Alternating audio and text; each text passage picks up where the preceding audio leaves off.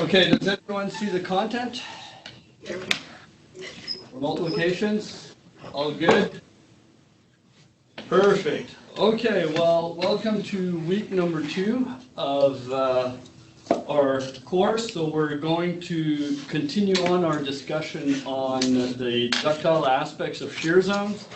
I will be using some props here in this lecture, and of course I realize that for the remote locations this might be very difficult to almost impossible, but I brought a cardboard model of a quartz crystal, and I did ask the instructors at other universities to bring a similar model to their own classrooms so that people can visualize what I will be talking about.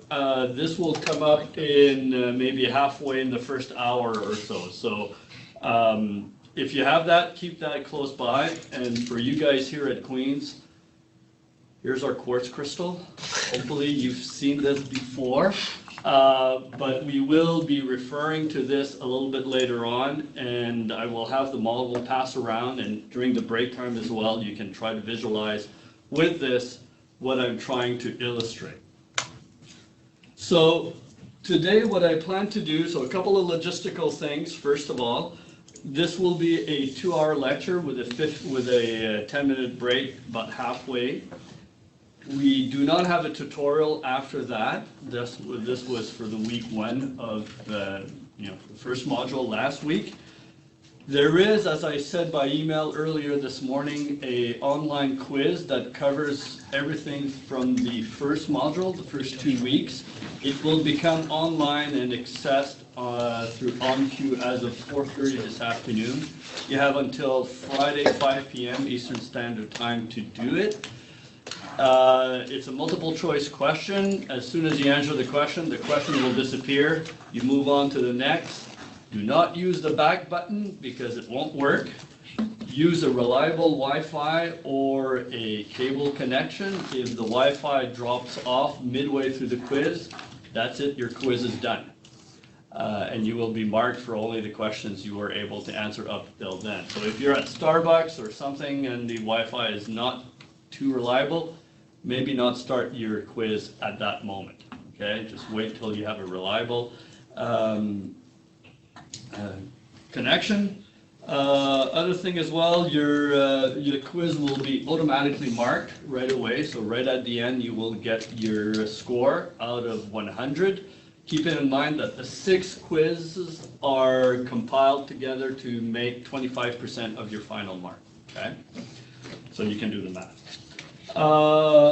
So what I want to do today now is focus on a little bit more intracrystalline deformation, pursuing our discussion we did last week on microtextures, and going from what I would say qualitative assessment of microtextures, things that you see, namely with the quartz textures, the grain boundaries, subgrain boundaries, and move into a more qualitative aspect of strain analysis and myelinites. So for this, we'll go into the intracrystalline deformation and mostly focus, well, entirely for the next 2 hours on crystallographic preferred orientation. As I said last week, if we're dealing with continental crust, the most important minerals in the ductile regime will be quartz and feldspar. Quartz is probably the most important one because it's incredibly common in most crustal rocks, which is why we will focus today on CPO, crystallographic preferred orientation, dealing with quartz crystals.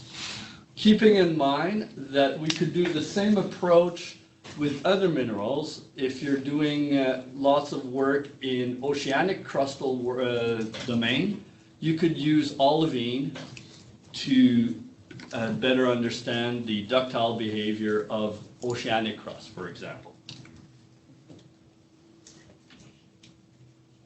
Right, so last week, this is sort of a summary slide of last week's topics. We talked about essentially a qualitative assessment using microtextures, quartz microtextures, to assess different regimes, recrystallization regimes, as a function of temperature. And for this we used, and this is something I may not have mentioned last week, a lot of this comes from this paper here, Stipp et al. 2002. And what these authors did is they used a shear zone that was synkinematic to a contact aureole metamorphism around a pluton.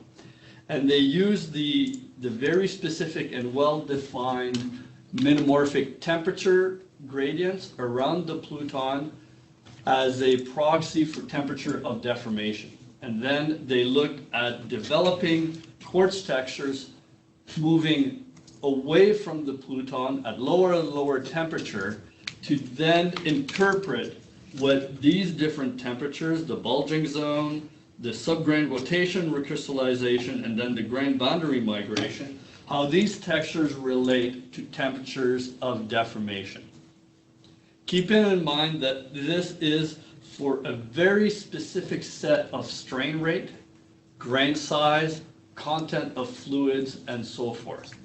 Okay, so we can't really take these zones with very specific temperatures and just take that as granted and we go in a different system and then we apply the bulging zone to, let's say, 400 degrees C.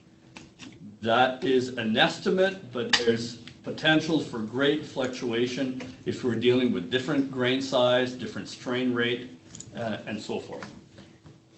So this is very much sort of a qualitative assessment as we're moving from lower temperature textures, low T here, and then increasing in temperature towards the grain boundary migration zone at the bottom of this slide. Now, where I want to take us now is towards the more qualitative aspect of microstructural analysis, namely trying to interpret and calculate more precise temperatures of deformation, looking at quartz crystallographic preferred orientation. Now, before we go more into this, let me clarify two things, and this is very important. If you're looking at this slide right here, this image on the left side, okay, this one here, which shows a dominantly, quartz-rich quartz myelinite with small sillimanite grains in it, you'll notice, first of all, that there's a pervasive foliation. These are all thin section images. So there's a pervasive foliation, sort of east-west like this. Hopefully the green comes out. The sillimanites are these bright elongated crystals right here. They're aligned in the foliation, and they define a mineral lineation, in this case here. Okay? And the foliation, the trace of the foliation is an east-west feature in the thin section. If you look at the central part of the thin section, and you look at the quartz specifically, you should be able to pick out an orientation that's somewhere oriented like this. I'll try to use a different color maybe. Okay. That's leaning to the left on the image there. Okay. This is a grain-shaped foliation, highlighted by orientation of quartz crystal shape. This is not the same as quartz crystallographic orientation. It doesn't necessarily mean a crystal is elongated in a particular orientation that it coincides with the crystallographic orientation of that crystal. Okay, so in this case here on the left, this is a grain-shaped foliation, oblique to the main pervasive shear foliation in the fabric that's defined by quartz orientations of the crystal shape. Okay? Now, the image to the right here shows a whole bunch of sillimanite crystals with very well developed subgrain boundaries. These are these different zones of different shades of extinction. And this tells us that, for example, in these sillimanites, these subgrain boundaries, remember from last week's lecture, these are the size of pileups of dislocations that are moving, migrating in the crystal lattice perpendicular to the subgrain boundaries. Okay? So I'm putting an arrow here. This is the direction of dislocations migrating in the crystal lattice, and then all these dislocation imperfections are piling up and distorting the crystal lattice along subgrain boundaries. This is a process produced by dislocation creep. Okay? And this will be central to this discussion here for the development of crystallographic preferred orientation. Now, here we had grain-shaped foliation. Grain-shaped foliation here in the left image. Now, on the lower right, what you see here is, or what you will see is a little video of a shear zone that is being developed in octalochloropropane crystals.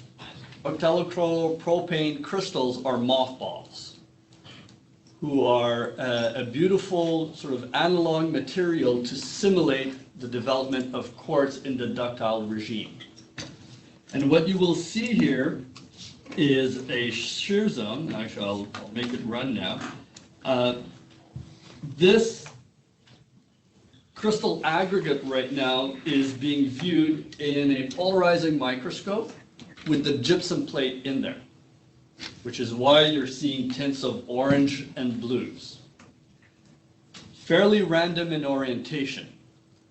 You will see the shear zone being developed and increase in shear strain, and you will see something very, very interesting that will happen. Okay? Within the shear zone, all the mothball crystals, think of them as quartz crystals, get reoriented. So first of all, there's a grain-shaped foliation being developed, but also if you look at the optical orientation of those crystals, they all turn to yellow. What that tells us is within the shear zone now, the shear zone with increasing shear strain has the ability to reorient the crystallographic orientation of those crystals in a preferred direction. So when you're looking at your thin sections, for example, quartz-rich samples from the lab assignment this week, one thing you could do with your microscope is put in your gypsum plate. Your lambda plate will increase or your wavelength by the quarter of wavelength. And if there's a preferred orientation, you will see your quartz crystals go mostly or dominantly towards the yellows or towards the blues. And that gives you a clue that there might be you might be in a presence of a preferred orientation of your quartz crystals. Okay? So this is the process that we will be talking about, and this is beautifully developed in ductile shear zones. So let's first of all define what CPOs are, crystallographic preferred orientation. It refers to the observation that in many deformed, and I should insist here that we're talking about mostly sheared rocks, there is a clustering or a preferred orientation in the crystallographic orientations. And this will be expressed using steronets. And I will go through it step by step how these steronets are oriented and what these things that you're looking at right now, how to read them. They're quite a bit different from your regular geographically oriented steronets. But we will be using steronets to illustrate the orientation. For example, in this case here, these are C-axes of quartz. This is the long axis of quartz crystals, measured over 750 crystals in a single thin section, and you can pick out that there's a pattern.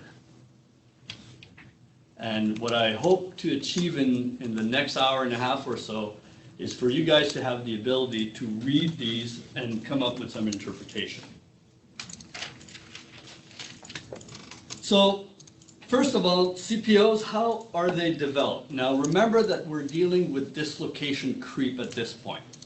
Okay, so we're migrating dislocations in our crystal lattice in a cohesive type of deformation. We're not breaking crystals apart. We're allowing crystals to deform, to distort by the migration of dislocations along slip planes. So if we start with a very, very simple case here of a pile of books, okay, on the shelf, and you put all books in a sort of vertical manner, what you have is in between each book an available slip plane. And you're trying to keep the book, the book cluster together, and let's say gravity is acting on those books, they may slide and tilt to come to rest horizontally on the shelf. So in the process from time 0, time 1 to time 2, okay, what you have is the progressive rotation of that dislocation surface from vertical to horizontal, okay? And the normal to all these books rotate consequently such that in the end in T2, the normal to the book is vertical. So crystals will deform in a very similar manner. However, we'll activate more than one slip system in the crystals. There will be multiple acting simultaneously. So let's start again now going towards sort of model crystals. Here we have an aggregate of crystals. These are all these yellow cubes. And in each cube represents a single crystal. And let's assume all these crystals are in an aggregate, monomineralic aggregate.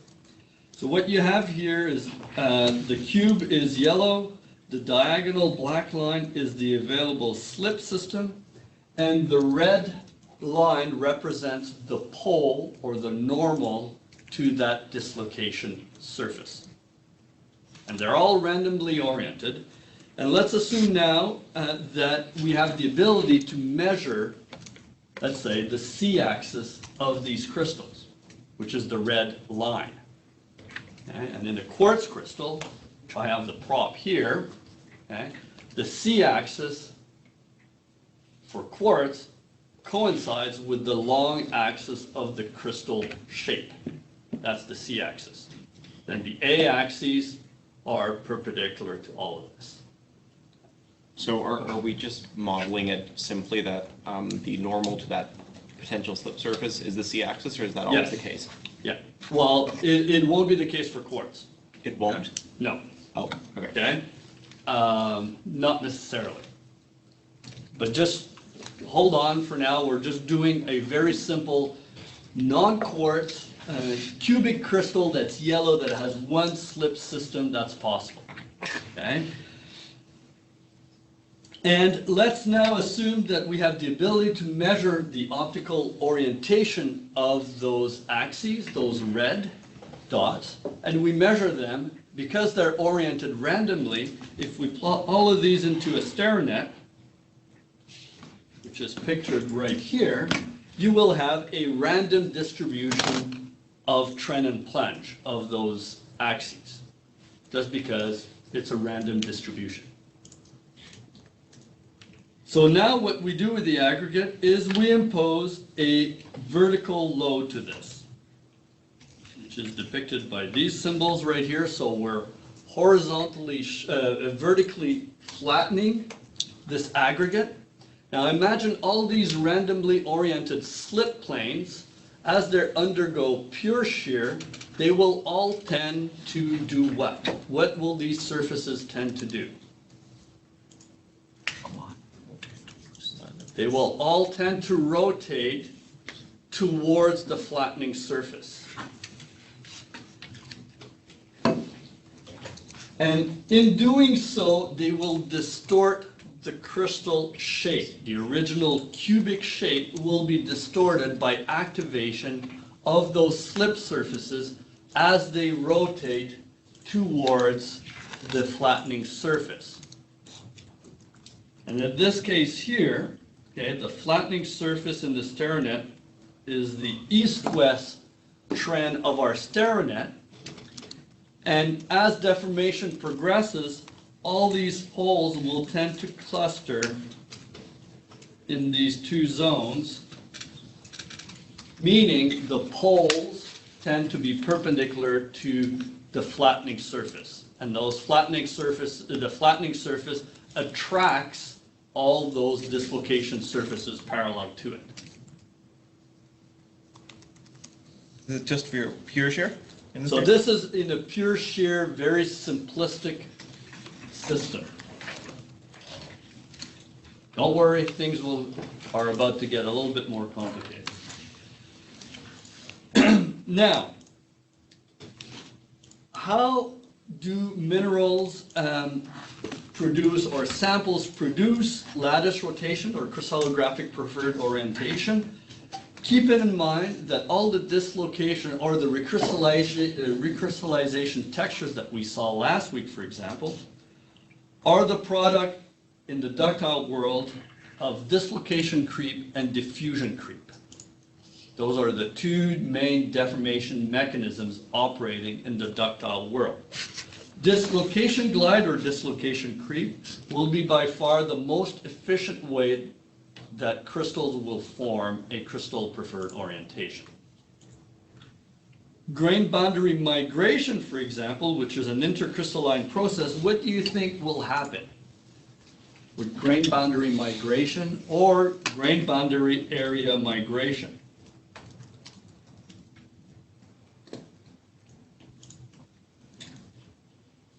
Grain boundary area reduction, G-bar, for example, this is the foam texture.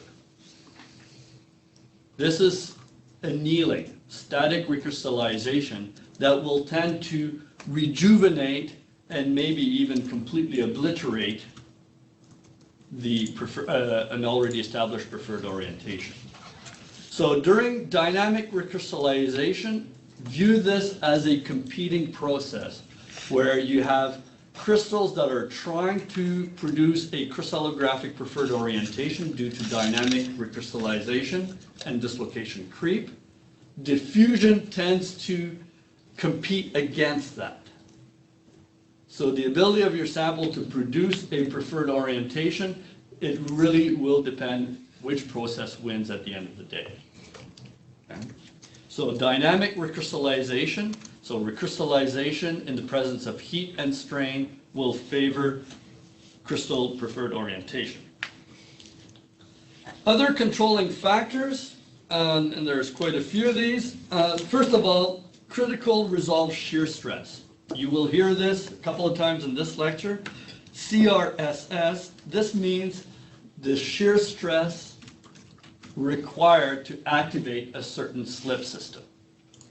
Okay, it's the critical shear stress at a certain value that will activate a certain slip system in the crystal lattice.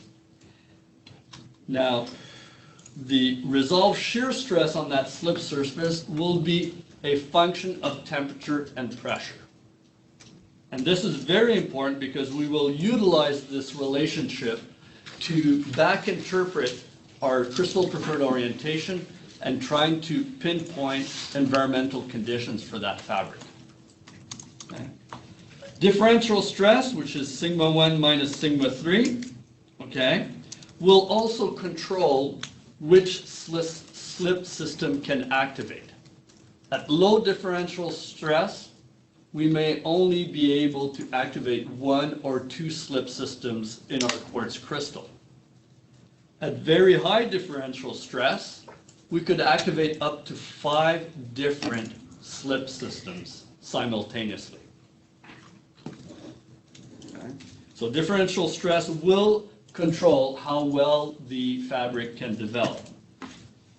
As we'll see in a couple of slides, whether we're dealing with coaxial or non-coaxial, simple shear versus pure shear, this will lead to very different CPO patterns as well. And this also is very interesting. That means that we can look at a quartz size, for example, 90% quartz, measure CPO, quartz orientation in that, and then interpret whether or not that's been deformed in simple shear or pure shear. And so CPOs will become also very important to interpret the type of flow that we're dealing with, simple shear or pure shear. I've already talked about the competing process between dynamic and static recrystallization. Static recrystallization, heat outlasting strain, will tend to destroy CPO development and then anneal everything. Presence of fluids, especially for example if we have injection of fresh pegmatites during deformation, will bring in new unstrained crystals in our system. So if we have lots of fluid in our shear zone, that may inhibit the development of CPOs because we constantly have new crystals unstrained coming into the system. Sort of, the latecomers at a party that, haven't drank as much as the crystals that were there since the start.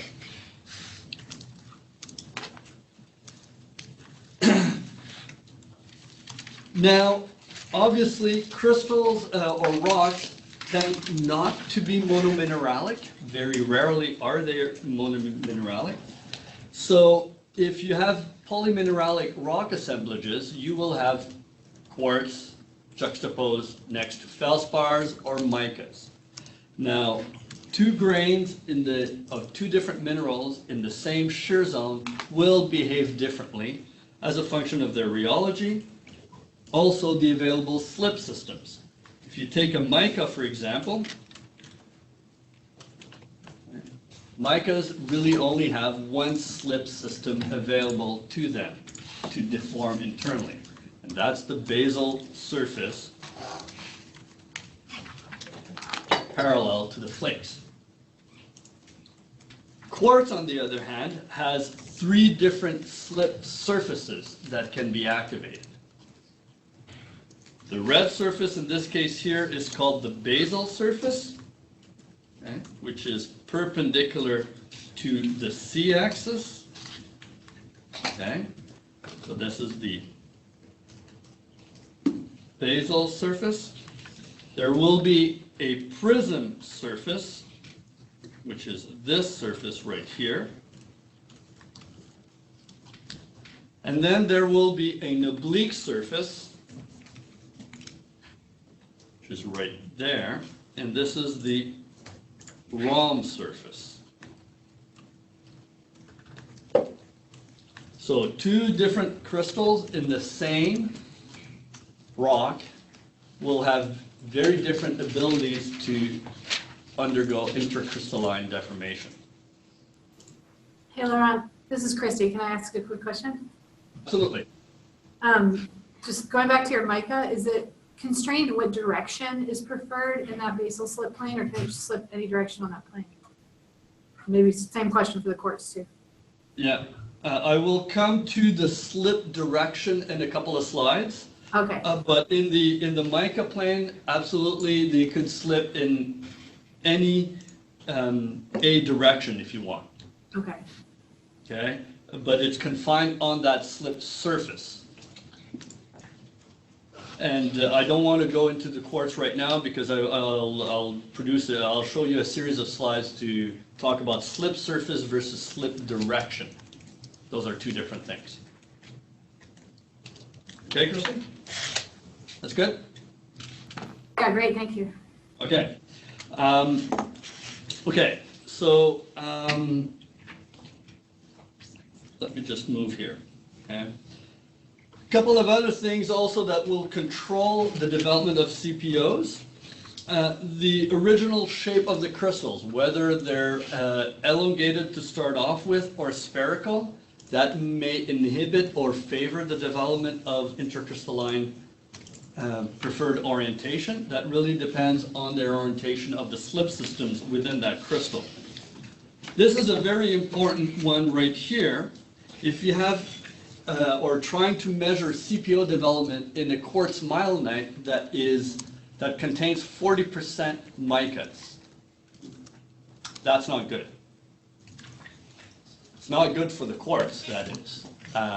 If you have a polymineralic rock with a very significant component or percentage of a weak mineral, such as micas, for example, the slip will tend to be accommodated by those mica grains as opposed to intracrystalline within the quartz itself. So if you have a lot of quartz-mica interaction, the micas will inhibit the development of CPO fabrics in the quartz themselves because the micas are much weaker and will slip a lot easier. Okay. Grain size as well is a very important one. Grain size, as you recall, deformation maps, if you have a very small grain size, everything else being equal, fine grain size will favor diffusional processes, whereas bigger grain sizes will favor dislocation creep. Okay, so the deformation mechanism fields are very, very different if you're comparing grain size. All right, so let's go to the nitty-gritty now. Just want to finish a series of slides here before the break. This is a block diagram showing a myelinate in the shear zone. Remember that myelinates in the shear zone first of all, are localized strain, shear strain features that undergo simple shear deformation, meaning there's a displacement component in the shear zone. Myelinates are the ductile fault rocks that we find in the shear zones, and they have a pervasive foliation and a very well-developed mineral lineation. So what you see in this block diagram here is that foliation that's horizontal, and then the lineation, which is oriented like this. So just like shear sense indicators, we must be looking at a very specific surface to interpret CPO and measure CPO fabrics. When you're hunting for shear sense indicators, you want to look at a surface that is perpendicular to the foliation and parallel to the lineation, which is this surface right there. Okay, so you want to be looking at the side of your sample such that the lineation is east-west and the foliation is perpendicular to the plane of view that you're looking at. So each thin section that we tend to cut on rocks, in rock samples, will have this orientation. The StairNet that we use for CPOs is using that kinematic orientation pattern. So the StairNets that you look at for CPOs, like the one here, okay, is not oriented with geographic north at all. It's oriented with the kinematic framework of your sample. So the east-west line here, the blue line right there, marks the foliation trace in your sample. And the lineation is right at the end of your StairNet, so that it is an apparent horizontal plunge east-west oriented. Okay, so let's just make sure everyone gets that before we move on. Does that make sense for everyone? Okay, how we will do this now. There's an old school and a new school approach. Those familiar with my research, and especially my own grad students, are always trying to fight the old school approach, and by the looks of it, they're winning. Big time. Never touched that. The old school way is using one of these things that's called a universal stage 4-axis or 5-axis rotation, and you put the thin section right here, there's the thin section, and you squeeze the thin section between two glass hemispheres, which are right there. Okay? And the thin section is then mounted right in the center of the U stage, which rotates in 5 different axes of rotation. And your microscope, you focus your microscope right in the center, and the hemispheres allows you to focus on the grain that's right at the crosshair of your microscope, irrespective of the orientation of the thin section in 3D space. Now, if you're looking at a quartz under microscope and it goes black, what does that tell you with the orientation, the optical axis of the quartz? The axis Vertical. is vertical. So the quartz is black, that means the C-axis is vertical? Why would your field of view? Well, you're looking down to see it. Well, it means that the C-axis is parallel to one of the 3 optical axes of your microscope. Remember that a quartz becomes extinct if the C-axis is either vertical, in parallel to the vertical polarizing axis of your microscope, but there's 2 other axes, the north-south orientation and the east-west as well. So the quartz crystal could be oriented horizontally north-south or horizontally east-west, and it will also go black. The U stage, what it does is in fact distinguishes and allows you to distinguish from vertical orientations to horizontal ones. Because if it's vertical and you rotate it horizontally, it'll always stay black. If it's horizontal north-south and you rotate it horizontally, it'll stay black, but if you rotate it east-west, it'll destroy the extinction. So that's the sort of the complicated, more labor-intensive way to measure CPO distribution in samples. Okay? And of course, there's a whole protocol, and I won't go into the detail here, where you initially tilt it east-west, then you destroy it with the north-south axis, then you rotate another one, and then you move from one ring to the other on the U stage. The idea is, at the end of the day, you want to measure in your StarNet somewhere between 300 and 700 grains, crystals in the thin section. And of course, if you're doing this individually, one by one, using the U stage, when you're untrained, it'll take you 1 week, and when you're used to it, it'll take you about 8 hours. And then you do about 1 thin section a day. Now that was the old school. Now this is the sort of the newer way of doing it. There's actually several different ways now that you can do use sort of semi-automatic methods and more modern microscopic techniques. This here is the fabric analyzer, which is a specially designed microscope with rotating polarizers. And what it does is you put the thin section in there, and then the analyzer will then take a series of optical images at, I think, 10 or 15 degrees difference in orientation of your polarizers. So you end up with a thin section with maybe 20 different images with slightly different orientation of polarizers. And then the system can then back calculate the best fit C-axis for quartz, for example. And all you need to do then is click on your image, let's say right there, and then it converts that automatically into a trend and plunge in your Starman. And you can see why my students have won the argument with me that we would be using the semi-automatic method as opposed to the U stage to do this kind of work. So this is sort of an example of how this can be worked out. So this is a artificially colored image of a thin section, mostly quartz in this sample right here, the different colors, so right away, just by looking at the colors of this image right here, you have a little starinet in the upper left diagram with different colors.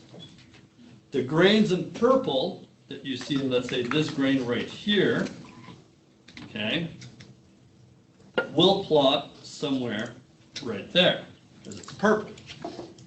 So you have already, just by looking at the color, a qualitative assessment of trend and plunge of the C-axis right there. The green, light green, oh, I should use a different color, light green right there, will be somewhere here. Darker green,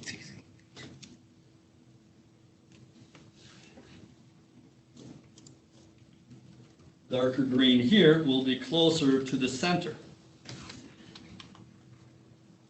So just by looking at the image, you have a qualitative assessment of the distribution of the optical axes.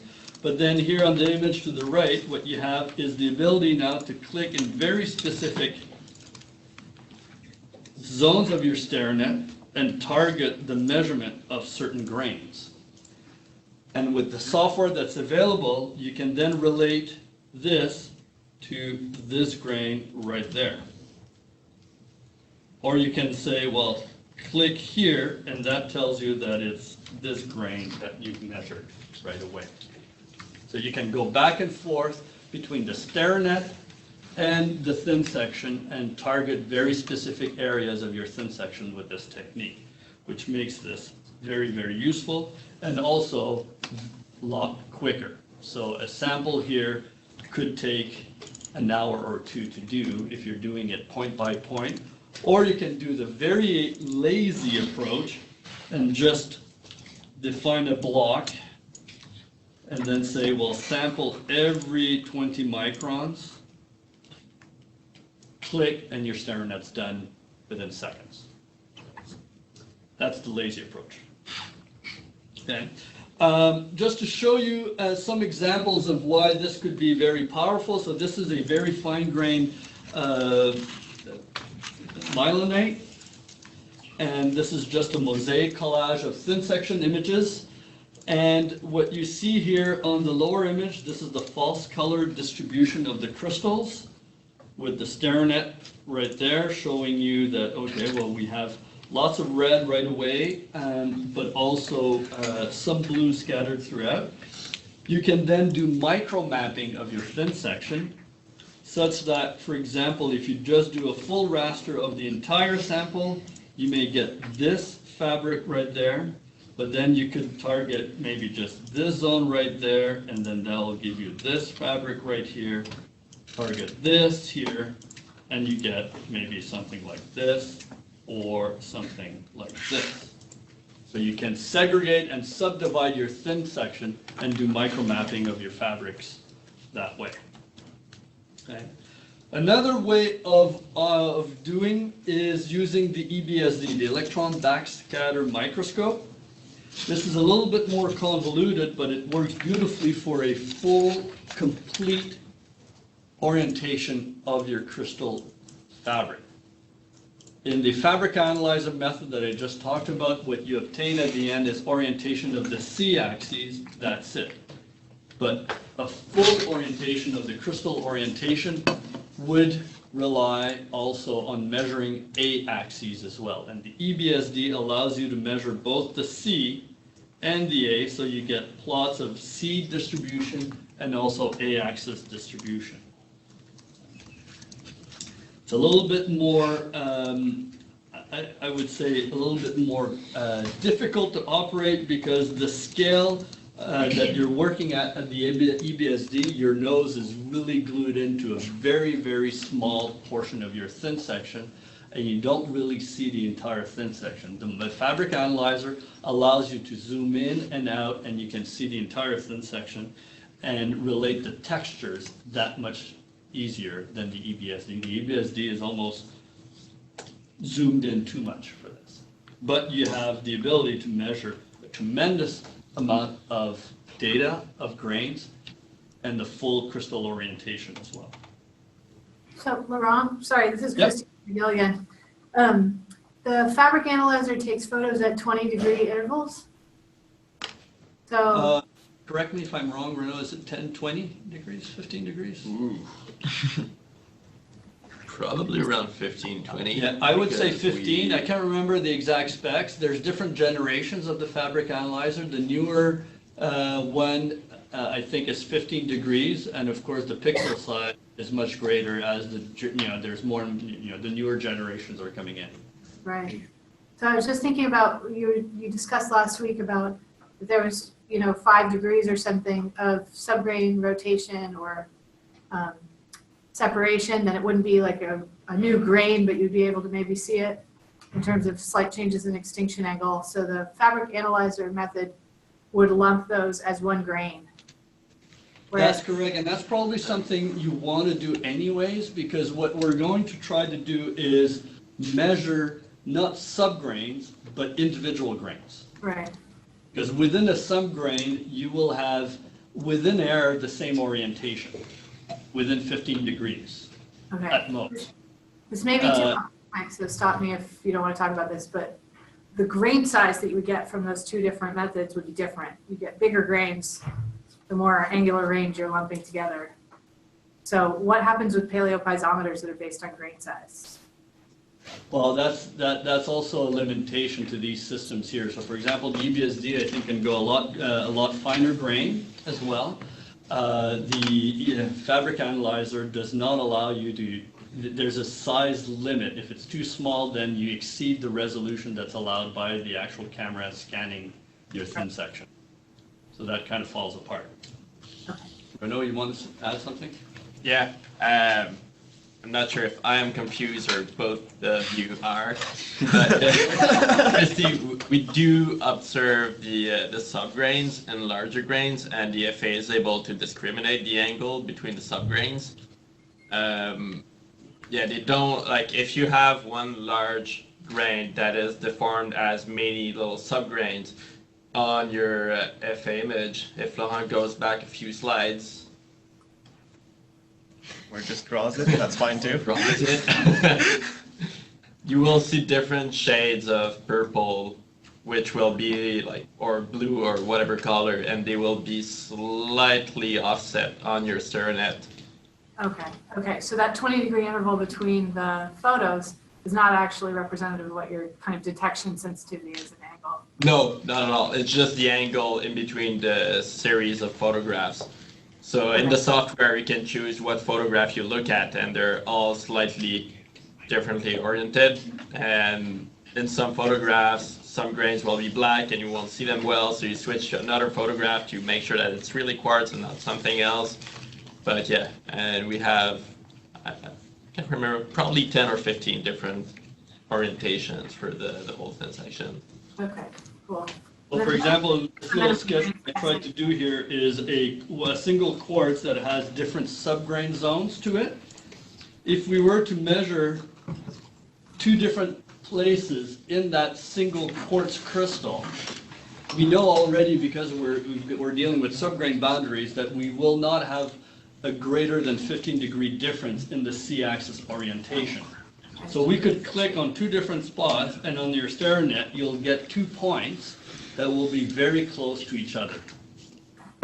And of course, if I'm sampling the same grain in many different subgrain zones, all I'm doing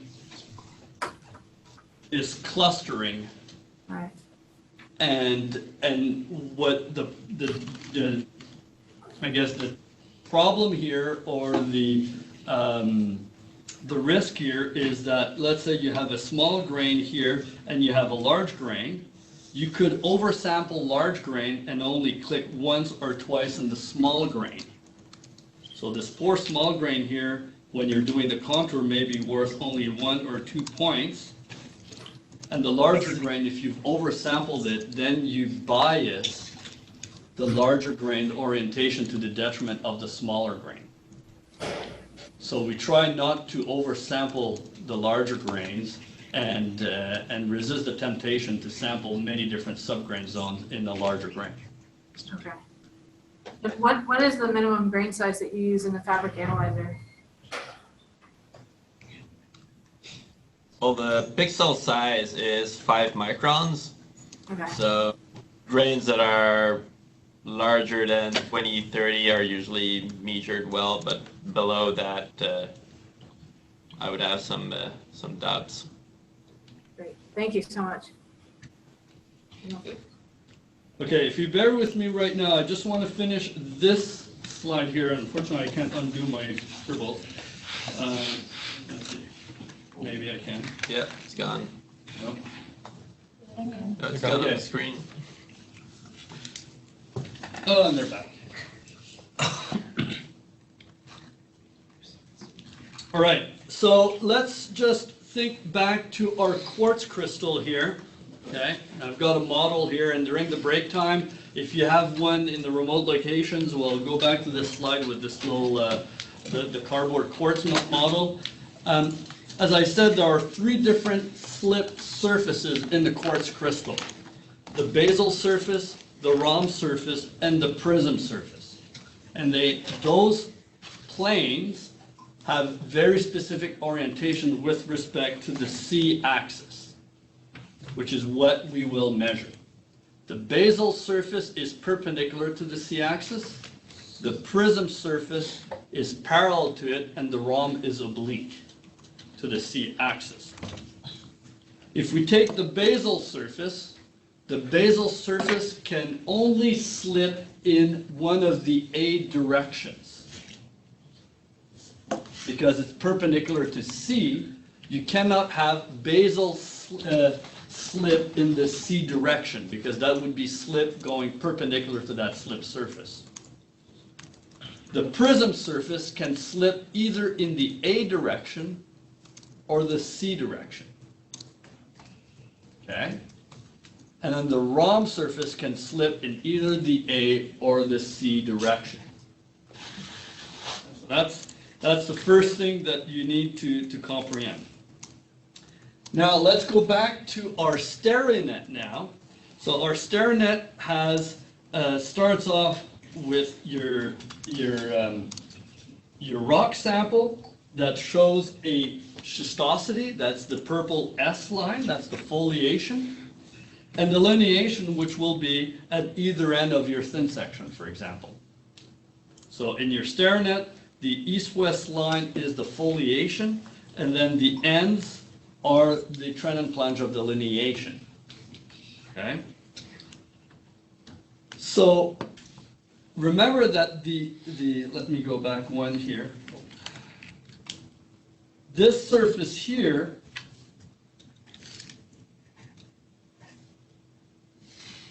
is the surface that allows shearing to occur in your sample. Okay.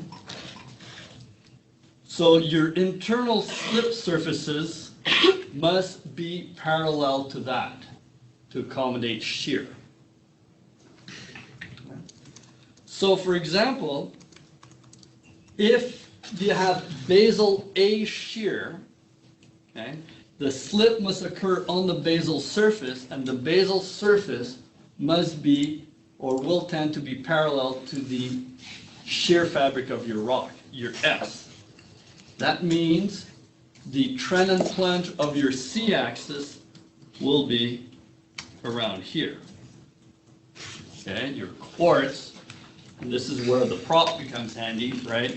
The shear is happening perpendicular to the C-axis on the basal surface in the A direction, meaning then the C-axis that you'll measure will be at a very high angle to both delineation and defoliation.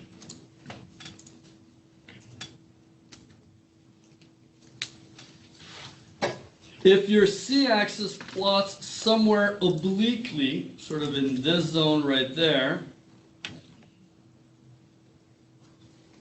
okay, this will be diagnostic of the rhomb A orientation. So rhomb surface in the A direction. A rhomb C would be somewhere around here. Okay. This is probably the easiest one to comprehend. In your thin section, if you had a vertical C-axis, right? That means your quartz crystal orientation is vertical with respect to your foliation. That means slip must happen on the prism surface in the A direction.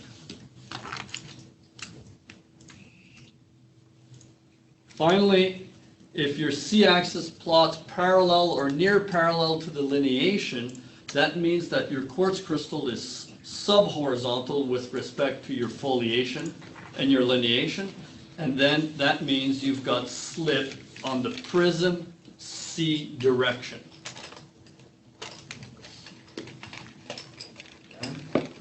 So the final pattern that we'll get from our fabrics is a range of possible orientations of our C-axis, which in turn tells us which slip system is dominantly active in our sample.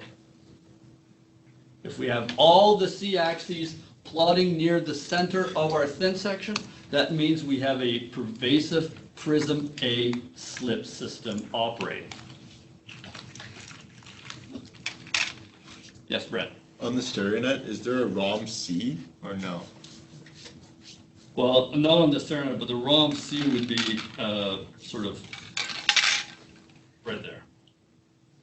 Okay, very rarely developed. All right, before everyone goes brain dead, Prism C and A are converted. oh, absolutely, yes.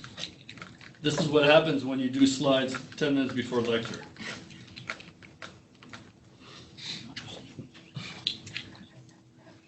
Thank you, Renaud. Okay. Phew.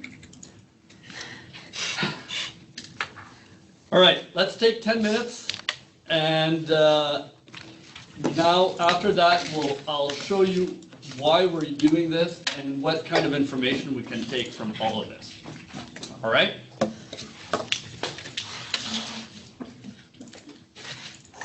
Go. I like your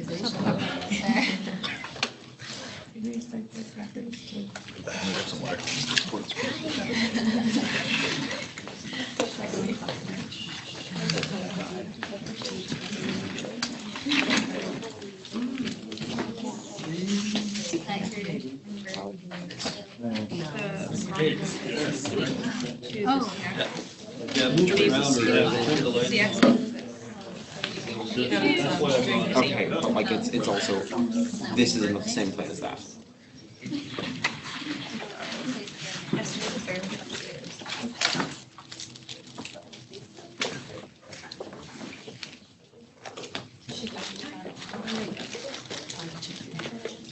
How was this for you? So that's Yeah, so this is essentially east-west, and here is the shear plane, so the foliation, right? So like, for example, if we're viewing it this way, Tasty dust. that. oh, so it's not like the quartz will be the same orientation every time? No. No, okay, so if they are being, if they're being shear, if it looks like this, we know the orientation of. Yeah, so in that case, it's like, okay, if we've got that, then the C-axis is hitting us in the face. Yeah. Hit us, right? Yeah. Right. This way, well, first of all, we're showing it on the prism A surface. Okay, So so it's here. on the drawing, See, you it's drew interface. them continuous. Yep. So prism C In direction. real then the life, C's are um, yep. Makes sense. If I were And to then draw in the margin. basal, around the basal section then. Okay, and then the ones are weird So number. if you have a thin section. I just need to make one of those. Let's see. Quartz crystal? Yeah. Oh. No. Sweet. A real one, yeah. And then dye sides. It's not really. I have yogurt. I have a fruit image of acid. Okay, well, we don't want to calculate. No. So cherry So bar. your So C prime is Yeah. Hurricane doesn't feel bad. will eventually be shear zone. Right?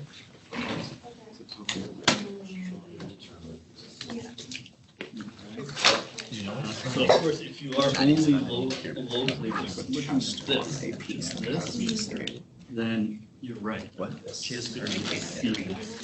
No, it's exactly what you said. Okay, because yes, if you're zooming in, this becomes the fact of the shear zone. And micro. They're sleeping. But if you pull out, right, the C prime are discontinuous and differential. I would have expected them to smell. Well, the S's will always be, They're, right, on some of them, because there's one person who like is on my paper. having undergone promotion. But I just do it outside. I mean, it, I yeah. can't say how many times that like. It doesn't have to be the getaway.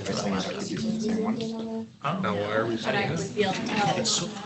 There's a nice, and I'd like a nice chair for my room. Relative.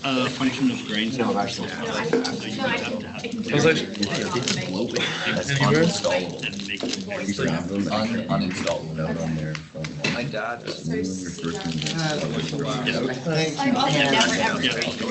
So they're both, in their own right, they're shear zones.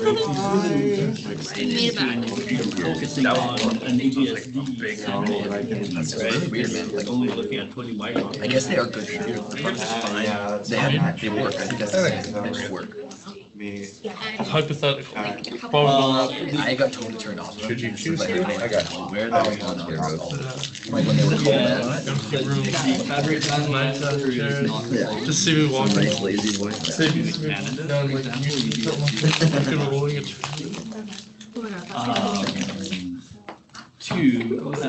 the fabric analyzer can only. No worries, man, I got you. Yeah, it's a Quartz. Whereas the EBSD, you can do it in virus. Are you building 3D? No, also it's really. No, I've already got mine built, so I'm trying to figure if I can put mine. Oh, buy it on stock. It's actually not bad, but Two base parts. like case is nice. And It's not bad. two, there are I want to upgrade it, instances. so I was saying upside wise, you can still upgrade the damn thing.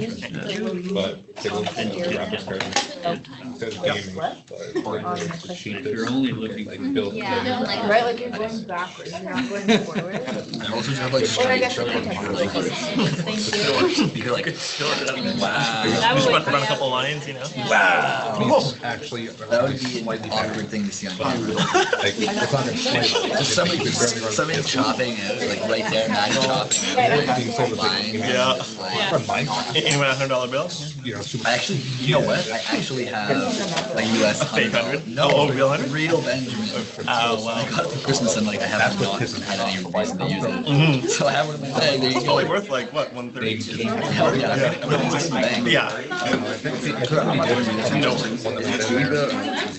Unless you just like, feel like setting it on fire. US dollars is $215 US currently. But, No, I don't know what it is. It's like $300 yeah, mine's dead. Yeah, it's not bad. I mean, She like, said- if I use the graphics card, I could maybe flip it for $500. But again, it's a tight window to screw it into. And then, but there's like. Trying to fix something up that was like, This is the wrong. $150 and then flip it for $300. That's only. But I would put $50 into it, right? So I'm only getting off the Foliation, that's delineation. Okay, Yeah. so do you want to do any kind So of particularly with the $20, on this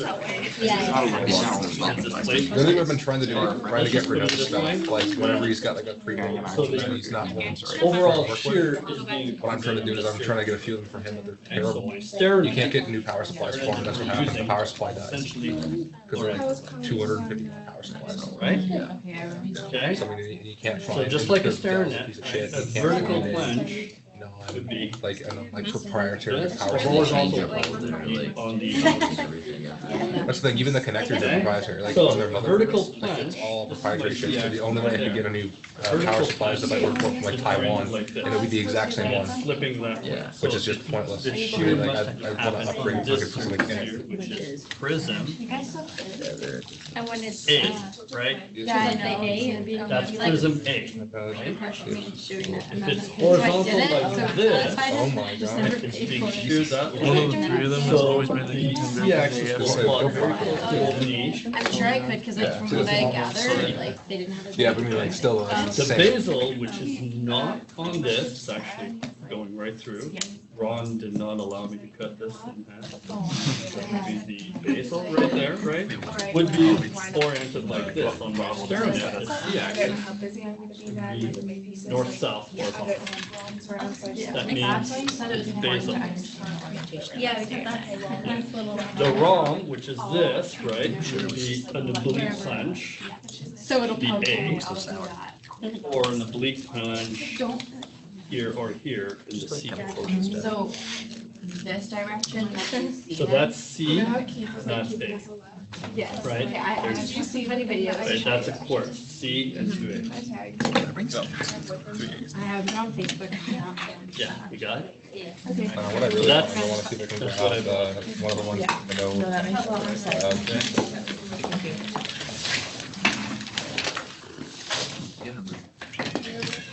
Do I know Our computer guy.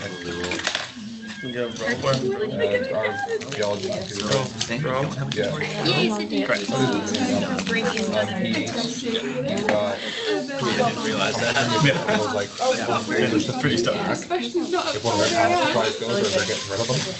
So are we I can't fix it. right after, or? Like, yeah, no, just say you leave trash and fuck shit from somewhere. Just give them. I'm trying to convince them. I haven't chatted much with them until like, Oh, yeah, we do. before the, Well, I mean, like, break. labs. Well, I mean, like, you have that, like, there's no structure lab. Like, there's no structure lab, so you got the time to make a structure lab. Is there no structure? Like he sees your structure. Technically, because it's just a word. Yeah. Like, they're not gonna make it. I think we're no. I don't actually know if Venom's gonna be there. Four of them sitting. Maybe you will. Let's just go there. Alright, well, I mean, Trying to, like, if I can get one of them fixed, I could probably get, like, Oh my god. but yeah, here's the one that's on. So, it's not sitting.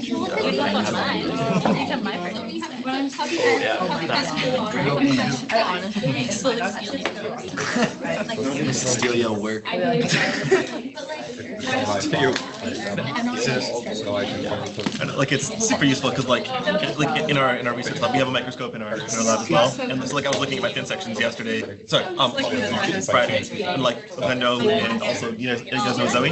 Yeah, so Vendo and Zoe, like, they're both in the lab also working, so I was like, hey, Zoe, right? Well, so, like, I was working on, Bestow your knowledge. I was working on, like, I was doing my own shit, my own thesis, making my own thin sections. Thank you very much. Now you're gonna teach that. And she's gonna That's teach what I heard you say. So I that's- don't know. I don't know if anybody else did that. I heard that as well, actually. You did? Yeah. I heard you agreed to teach me everything. So Oh, man. this is good. I'm excited. It's a little embarrassing, actually, because I was like, If I just replace the little parts. at the awkward stage when, like, I had told Univ, and I was like, is this Limonite or Muscovite? I can't tell. So I was like, I don't know, help. Yeah. Like I did. I was just like, I don't know basic mineralogy, please help. And they were like, okay, fine. Yeah. So, I should probably figure that out too. Yeah, I don't really know how to do that. How to what? I don't know if I'm sorry, it's like these, like, Figure what? Differentiate between particles and we're looking at stuff that we like, just like sericite. just like, yeah, like the majority of, like the majority of my thin sections were like Muscovite / Limonite lactite schists that we picked up. So like, and it's all sheared like this and all this nonsense. So like, if Limonite's good, it's good because then you can do further analyses on it. But if it's not, then it's bad. So like, So then that would be like Yeah, like memory temperature and something like that. Yeah. Something. I'm still really And that would curious about hopefully this. like correlate with the types of like the regimes that you're Totally, seeing yeah. in Quartz, right? Yeah. Everyone can hear me now. I'm learning music. Everyone. Literally, people in Vancouver can hear you right now. So. Everyone's staring at you. Yeah. Okay. Everybody back? They back? But there might actually be 1 week where I might be like joining you guys from McGill. I'm gonna have to go to Montreal at least twice for like a week at a time to work in a lab there. Miguel, you have So, T, like, Simon Fraser. One day I might just like Continue on. find that we would just like.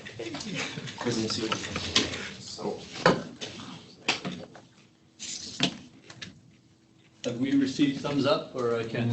No one is paying attention to. Yeah. Yeah? Oh, I'm good. Your T. Good. Yeah? Your T is good. I don't know. Christy is just looking at her laptop. Yeah, two laptops. She's double laptopping it. Okay. Well, I'll actually think continue they're on. paying any attention. So on this slide now, I've corrected the little typo I made earlier. So Prism C is the fabric that's developed subparallel to the lineation. Prism, oh, I've actually messed it up. I guess I didn't correct it. Or I did, but it didn't save it. Okay, let's do that again. Uh-huh. I really don't think Miguel are paying attention yet. Miguel, you guys are there? Yeah. No. Is there They're in their something in space. front of the camera that is distracting enough? Like just throw the quartz crystal at the camera. Start dancing in front of the camera, they'll notice that something interesting is going on. Dancing around. If I do what? If you start dancing in front of it. Yeah. Jumping jacks. That face. Thanks. I'll just say starting again. How's that? You do the dance of the kyanite. No, that won't happen, Dan. That's fine. Inside joke? Now I know I shouldn't have never told you that story. Inside jokes. Inside jokes. Okay, on that note, thumbs up, everyone. We're good to go. No. Miguel is still, They're just doing their own thing. Yeah, look up. I was gonna say, I thought well, the lecture's being recorded. They can always rewind again.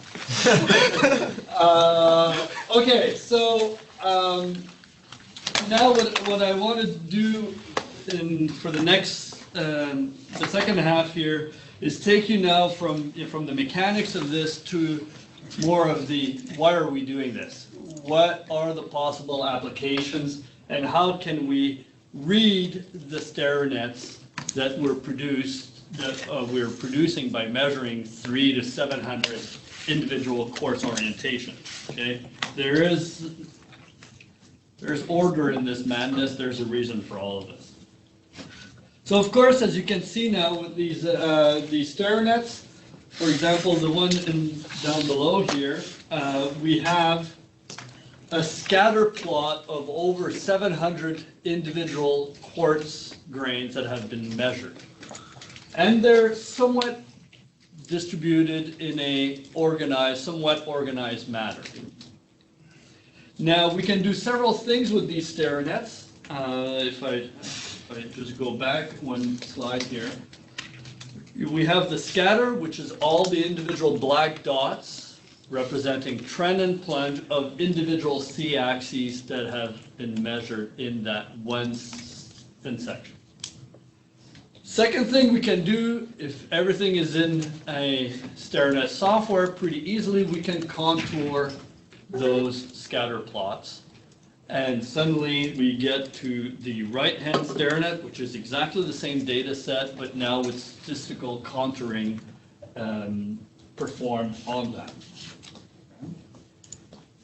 Now, a third thing that we can do with this is draw and interpret what's called a fabric skeleton. each of these steps, you move away from the hard data towards an interpretation. So you have to keep in mind that even the contouring, depending on how you set your contouring intervals and your significance level using StairNet software, the same raw data set can look very differently depending on how you do your contouring. Okay, so just be careful. In the second lab assignment, we will be giving you CPO data, thousands of points, and you'll see what I mean by using different ways of contouring. Okay, it's somewhat different. So the fabric skeleton, what it is these blue lines here. And what you're trying to do with the fabric skeleton is draw the backbone of the fabric, linking up the point maximus or the crest of your contouring intervals. And so you will have, in this instance here, a central component of your fabric skeleton, just somewhat like this here, okay, with two arms going on either side. Okay, and that's what's called a fabric skeleton. So the next series of slides, what you're going to see are representative fabric skeletons. And we can subdivide the fabric stick skeletons into two end members, a type 1 and a type 2. The type 1 cross girdle is where the arms are connected off-center in our StairNet. That's this case right here. Okay, and the fabric skeleton kind of join up off-center of our StairNet. The type 2 cross girdle, the arms cross in the central part of your StairNet. Okay, so we refer to these as type 1 or type 2 fabrics.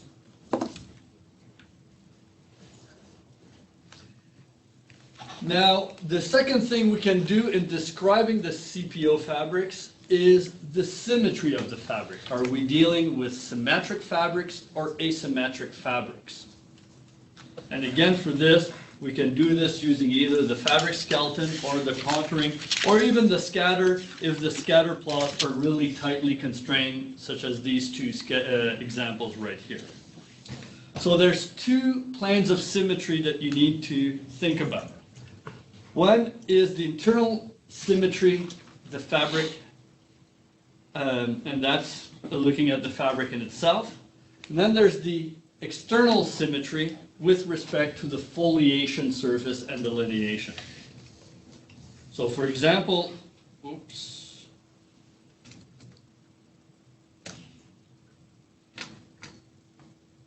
This one here in the upper left is a symmetric fabric both internally and externally. Okay, so you can actually have a mirrored plane right through here and also right through here. Okay. The lower fabric is asymmetric. It's leaning strongly into one direction with respect to our foliation, and it's a single arm fabric as opposed to have multiple arms like a type 1 fabric. Okay, so this one is asymmetric both internally and externally. And again, the asymmetry of the fabric will tell us a lot of information in terms of shear sense and type of flow that is present in our sample. So what you're looking at here is a Flynn diagram. So if you remember what a Flynn diagram from strain analysis is, it pertains to the constrictional versus the flattening field, whether you're dealing with cigars or pancakes in your rock, right? The strain axes ratio between A, B, and C in your finite strain ellipse shape. And the K=1 line, which is this line right here, refers to plane strain conditions. And what you see now on this Flynn diagram is representative skeletons of your A and C axis. I had a question at the break, why would you want to use EBSD when everything can be done with the fabric analyzer? Well, the fabric analyzer will give you good information on the C axis, but the A axis, as you can see in these three here, these are A axis distribution for quartz. The pattern of A axis is very different depending on where you are in the Flynn diagram. So if you successfully measured A axis using EBSD, for example, you can then define where you are in the Flynn diagram based on the distribution of A axis of your quartz. And you'll see also the C axis pattern is very, very different whether you're in the constrictional field, okay, in plane strain field, or in the flattening field right there. Okay, the C axis distribution will be very different. And conversely, again, you can measure C axis pattern in your thin section and then go back to this diagram and figure out where you are in the Flynn diagram for the fabric that you've obtained. If you're dealing with simple shear, okay, you will develop an asymmetric fabric as opposed to a symmetric fabric. And you'll see here in these four stair nets, focus on the orange, not the pink. The pink is the A-axis distribution, so just look at the C-axis distribution. In lower shear strain environment, you may have a type 1 fabric that will have a sort of two secondary arms like this. Increased temperature in our shear zone, we may destroy one arm. These two arms here may destroy, and you're left with a single girdle that's asymmetric, leaning in the direction of shear. This becomes interesting as a shear sense indicator. The sense of leaning of your fabric, especially if it's asymmetric, gives you clues to the shear sense indicator. In this case here, we're dealing with a dextral shear sense. If you end up with a single Y maxima, which is the prism A slip right here, then shear sense indicator becomes almost impossible to interpret.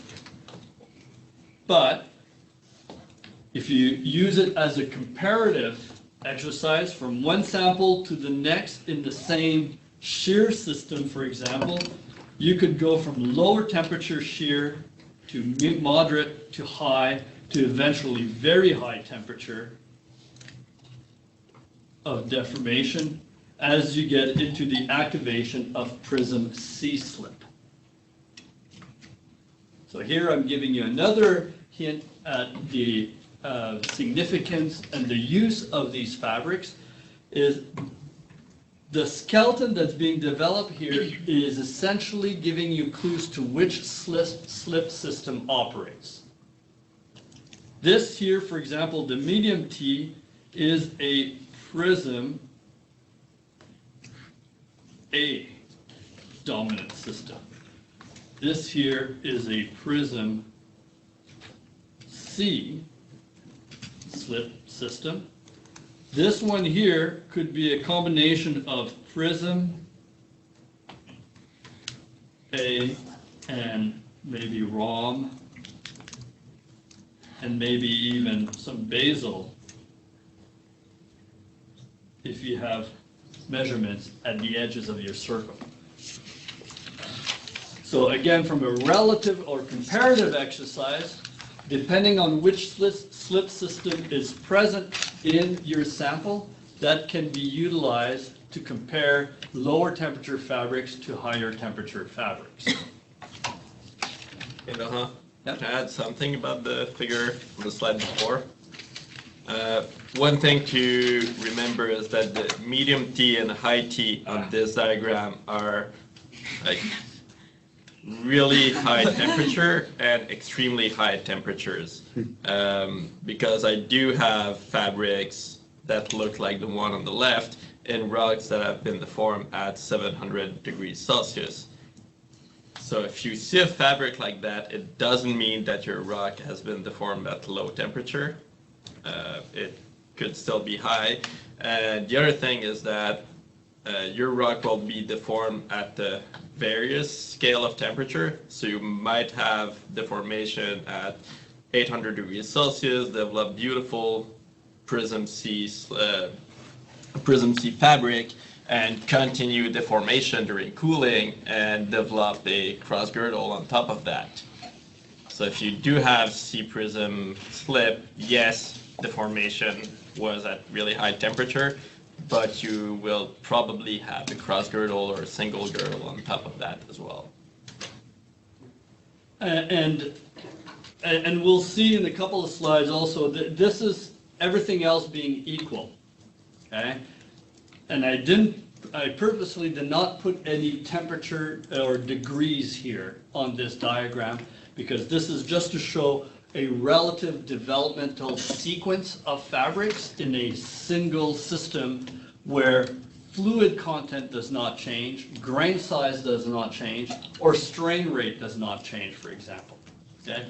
You could activate prism C slip in a rock not by increasing temperature, but by increasing water content within the crystals, hydrolytic weakening, for example. Okay, so,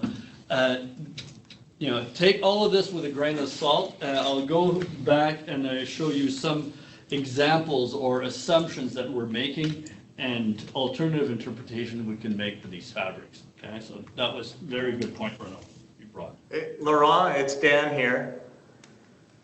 Laurent? Hello? Hello. I have a question for you.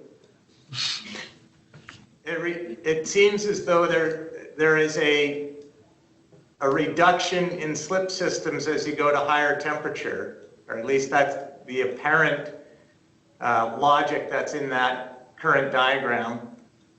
How does that correlate with the critically resolved shear stress and the idea that the greater the critically resolved shear stress, the greater number of slip systems? Do the two counteract each other? Does the higher temperature counteract the critically resolved shear stress and the number of slip systems? Okay, very good question, Dan. Now, the simple answer is that you're correct, okay? As you increase temperature, you increase the availability of slip systems in your rock, okay? But there's a couple of things here. There's the available slip systems that can be activated with the reduction of the critical resolved shear stress at higher temperature. But then there's also the strain organization with increased shear strain as slip systems tend to be more and more parallel to one another with increased shear strain. And that can happen at very high temperature if the shear strain accumulates constantly. So very rarely will natural fabrics look like this diagram. And I'll show you some natural examples in a couple of slides where you have some real examples where you have prism C, but there's also a lot of other things on your stair net as well. Okay, which means that you'll have prism C, but also some prism A, and maybe also some basal A, and maybe even some ROM A. So you could have all of them together. Okay.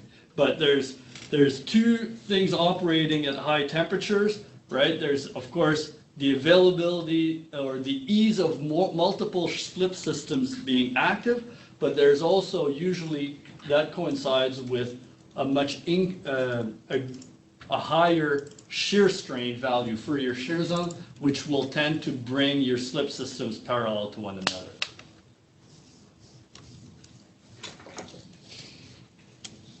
Okay? So this is sort of, to follow up on actually Dan's question, which is very pertinent here.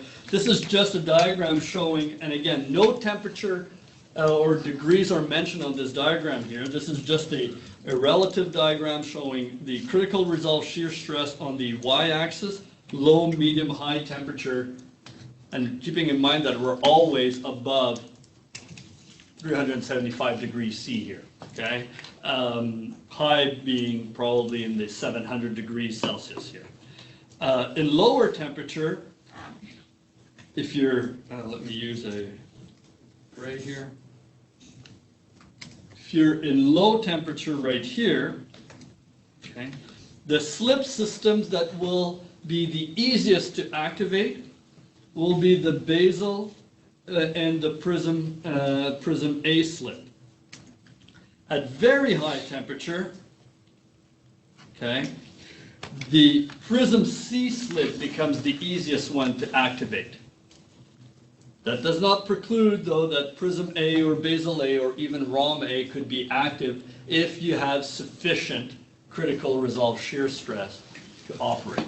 Okay? It just means that at different temperatures, for a constant CRSS value, some slip systems will be easier to activate or not as a function of temperature. Okay. Now,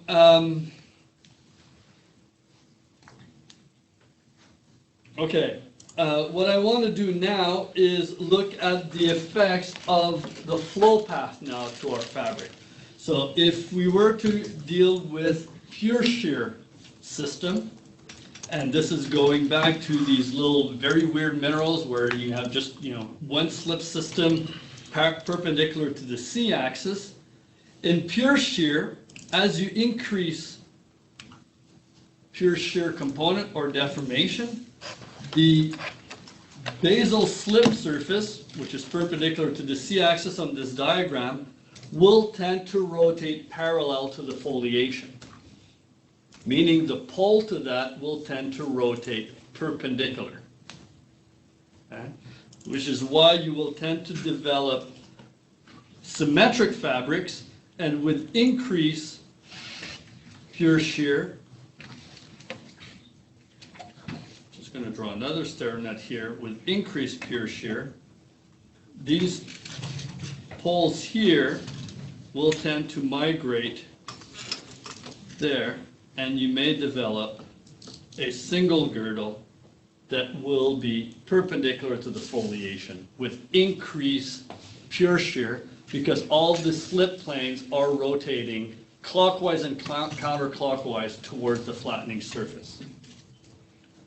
Okay? Make sure you don't confuse the C-axis versus the slip plane orientation. Okay? Okay, I'm just going to skip through this. And I want to focus now on application. Now, by measuring all of these things, we can actually come up or extract quite a bit of information. The first things first, one of the things that we can really quantify and make sure we got right is when you're dealing with a rock, you start with a rock at the outcrop and you measure a lineation very commonly. This will be a mineral lineation. Let's say a sillimanite or a hornblende, a mineral lineation that has a preferred grain shape orientation in your rock. Now, mineral lineation that you measure in the rock in your notebook would be LN for mineral lineation. The stretch orientation, or elongation, for example, is a strain orientation. At very, very high shear strain, we assume that the mineral lineation will lie parallel to the kinematic maximum stretch direction. Right? Mineral lineation parallel to the finite maximum S1, the stretch orientation of your strain ellipse. If the strain is not high enough, you may have a degree difference between the measured mineral lineation in your rock versus the kinematic stretch direction in your sample. How will you see that difference? You'll see that in the development of your CPO fabric that is not going across the center of your stairnet. So you may have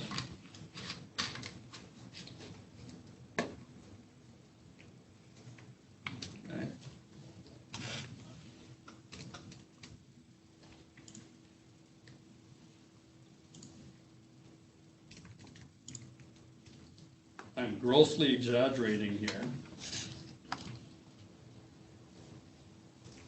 And this is something, let's say, that you've measured, and you'll notice that the fabric skeleton does not cross the center of your stairnet, slightly offset. If you're doing this in a stairnet program, you can easily rotate your data.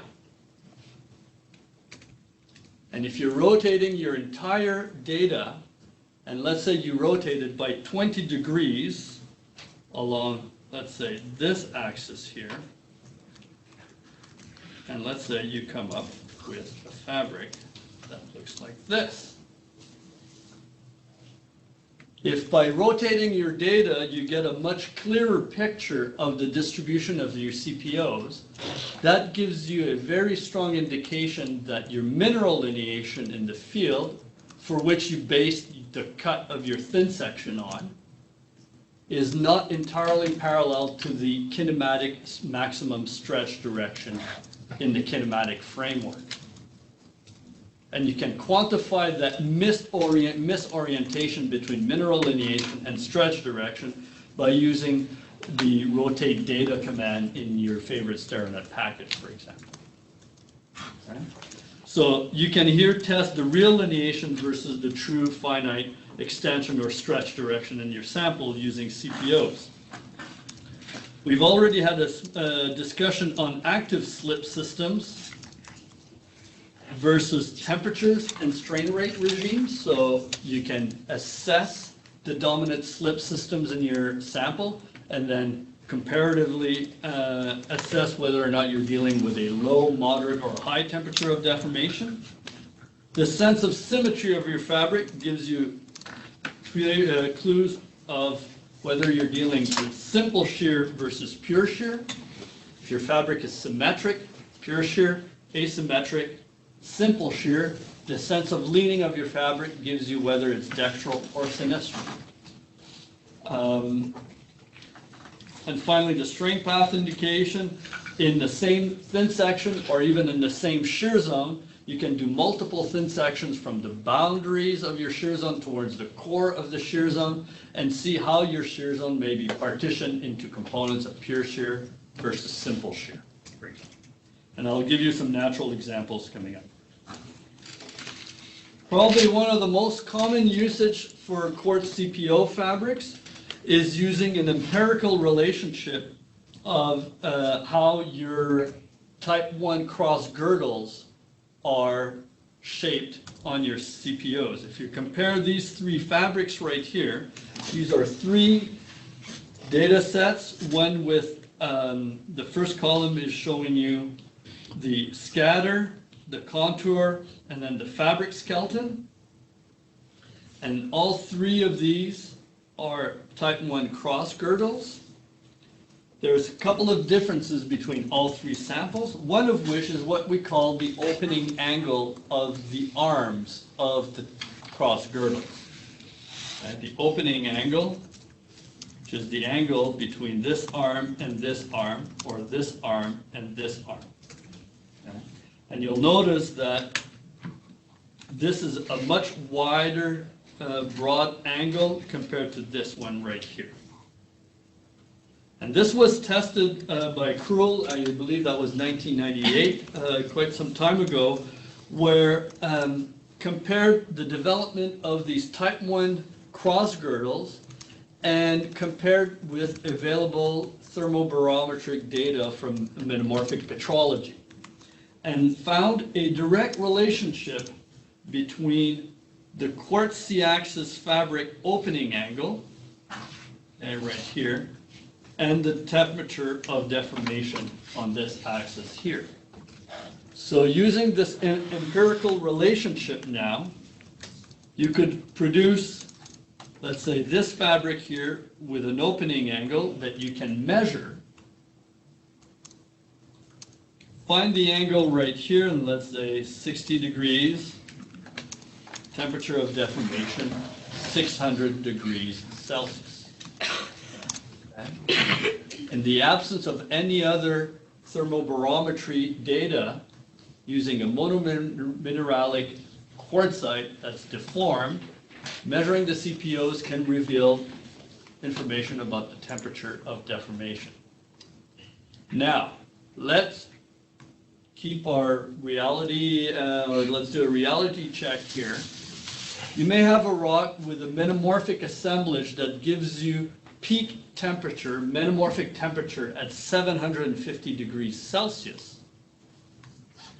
The shear zone that you're dealing with could have operated during the exhumation path of that specific rock. So you could have a metamorphic assemblage at 750 degrees, yet the opening angle of your quartz fabrics could provide you or give you a temperature of deformation of 580 degrees. So temperature of deformation only tells you the locking temperature that's recorded by your quartz fabrics, which may or may not coincide with peak metamorphic temperatures from metamorphic petrology. Okay, so that's a little bit of a caveat. However, in some instances, you can demonstrate that the temperature of deformation is almost overlapping the temperature of peak metamorphism, in which case then you can clearly interpret that you're dealing with syn metamorphic deformation, and then your fabric records the shear conditions at which time you have peak metamorphic conditions operating.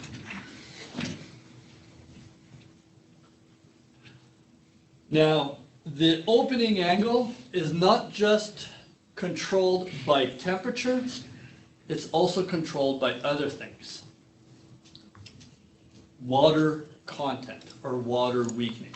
So you could have wet quartz or dry quartz, and here I'm referring to water content or hydrolytic weakening, which is OH replacement of your oxygen in your SiO2 crystallographic lattice.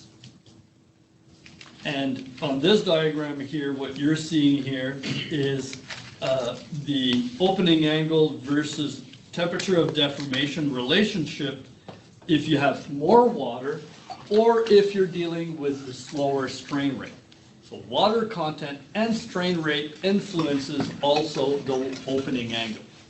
So if you're using this relationship right here, and you're comparing sample to sample and trying to come up with the temperature of deformation, you almost explicitly have to state that you're assuming that all samples that you're comparing to have the same amount of water and are undergoing the same shear strain rate. Otherwise, you're comparing oranges and apples.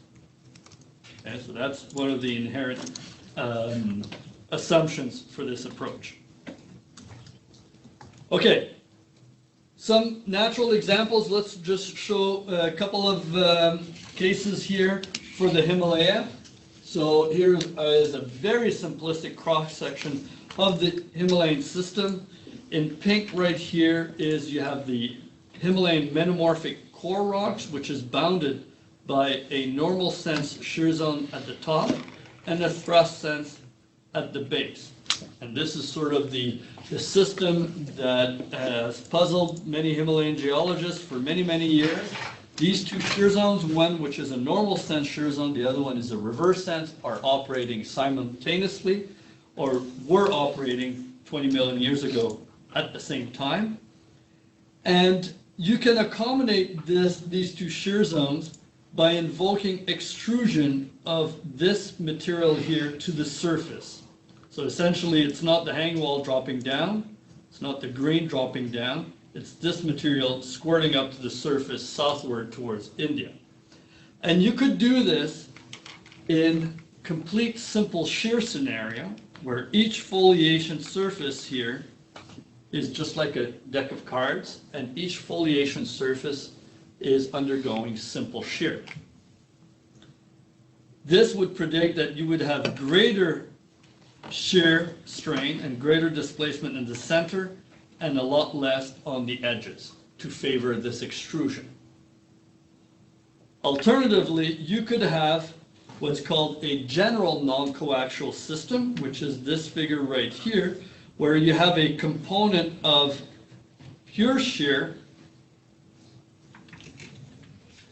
okay,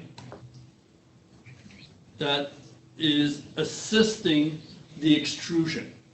And that's the stepping on the toothpaste kind of model where you have flattening and then squirting out laterally to extrude the greater Himalayan metamorphic sequence. Now, people have addressed this sort of debate conundrum using quartz CPO fabrics. Okay, here's just an example of the upper boundary as viewed from, or very close from Everest. This is the uppermost normal sense shear zone, unmetamorphosed limestone in the hanging wall. There's the shear zone right here, or the top of the shear zone. And the bottom part right here, these are sillimanite grade migmatites and granites being extruded southward to the left on the image. Okay. So this is work by Richard Law at Virginia Tech and colleagues. There's Everest right here. There's the trace of the normal fault right here. And then there was a series of samples collected from the uppermost shear zone boundary downwards as you're stepping down lower and lower into the extruding rocks. And you're seeing the thin section images right here, showing that we're dealing with quartz-dominated lithologies, but also quite a bit of mica, quite a bit of other minerals as well. So this was done not just on monomineralic rocks, but certainly all quartz myelinites, lots of myelinitic fabrics with beautiful CS fabrics, extensional shear bands, mica fish. All these rocks display beautiful shear sense indicators as well. Okay. So these are the type of fabrics that were obtained. Now, Rick Law is a purist. He utilizes U stages to measure all of this. And I just want to attract your eye on the number of CPOs that were measured. Over 750 to sometimes over 1,000 right there. 1,000 CPO axes measured in a single thin section. But these fabrics are really quite telling. So first of all, these are real fabrics now. So what can you say in terms of slip system just by looking at these different samples? What would be the prevalent slip system operating in these rocks?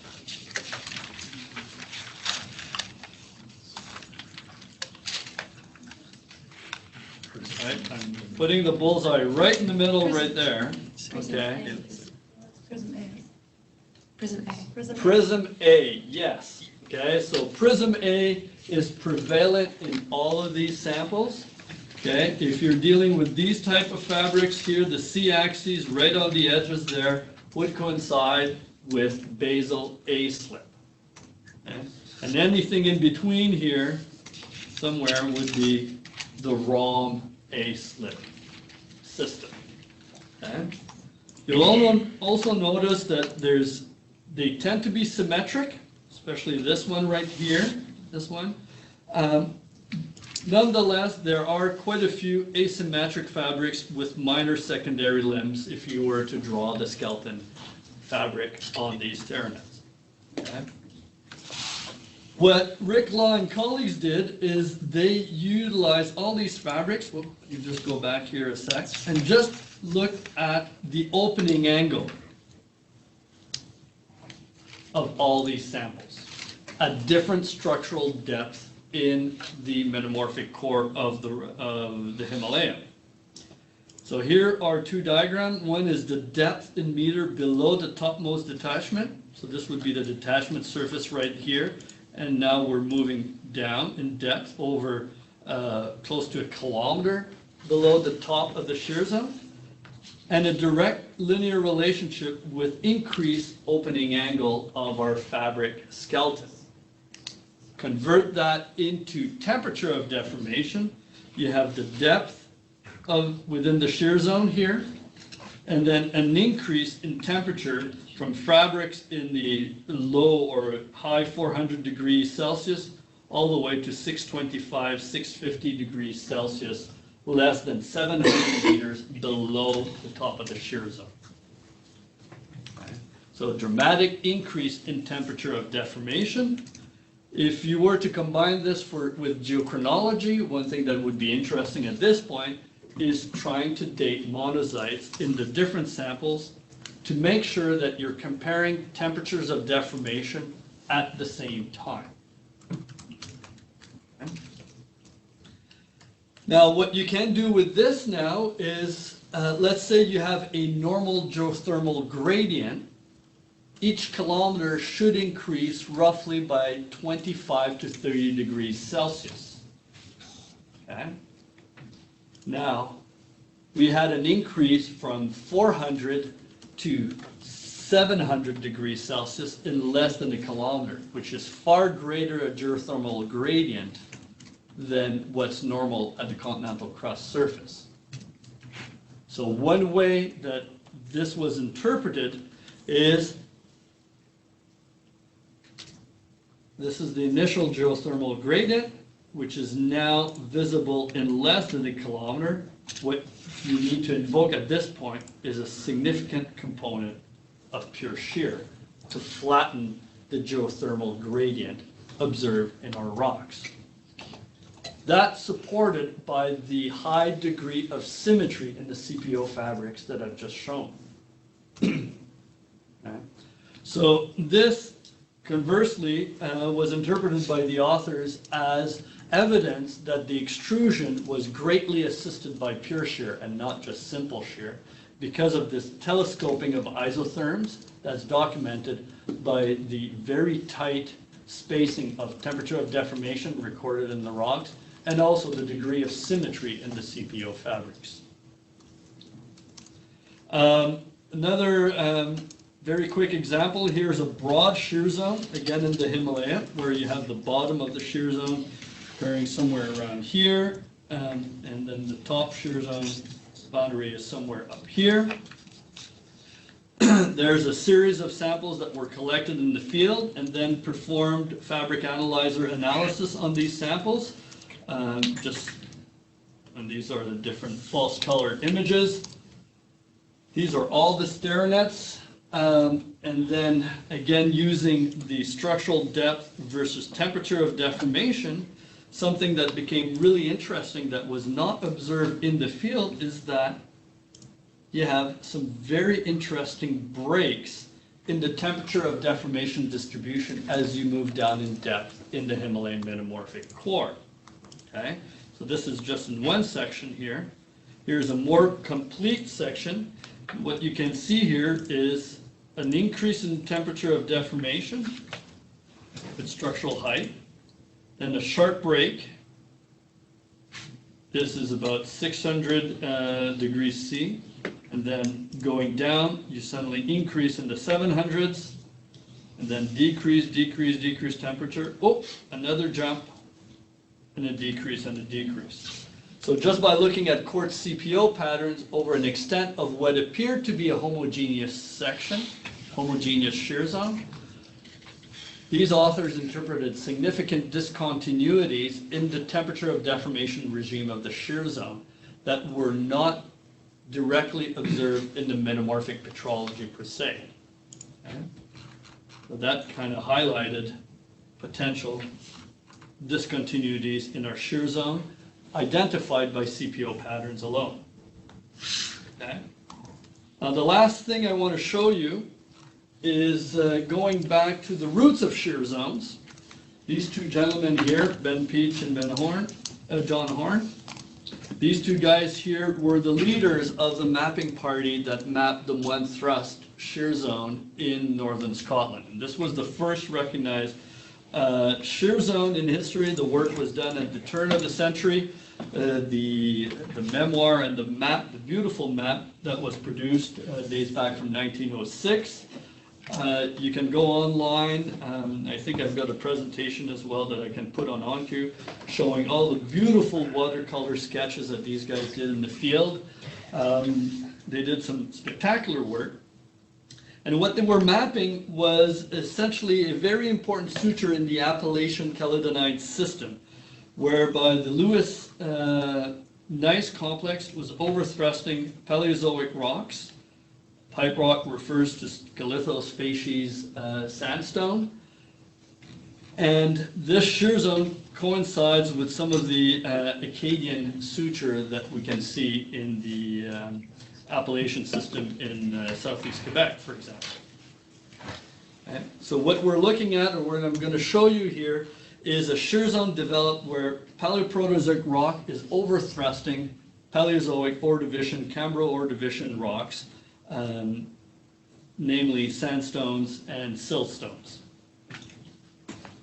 Now this area is very important because it turns out that it's the type locality for myelinite. Myelinite is a term that was invented by this mapping party, by Charles Lapworth. He was a school teacher that was sort of a naturalist by then. You didn't need to be certified geologist. You just needed to enjoy looking at rocks, and suddenly you were hired to do some mapping. That's what he did. And he noticed this very sharp zone right at the border between the overthrusted Louisian gneiss and the pipe rock, the Cambrian sandstones right here. Okay? And you can actually see the Scalithofacies, right? These little tubes. They should be perpendicular to the bedding orientation. If they're oblique like that, that means there must have been some shear strain to tilt the scalithos obliquely with respect to the bedding surface. This is the original definition of myelinite by Charles Lapworth. It's composed of shattered fragments of original crystal with a cement of secondary quartz, and the lamination being defined by minute inosculating lines of kaolin and chloritic material in secondary crystals of mica. His initial definition had a lot of brittle aspects sort of intertwined in that definition, which is why he called it myelinite, milling process focusing on the crushing aspect of an overthrust.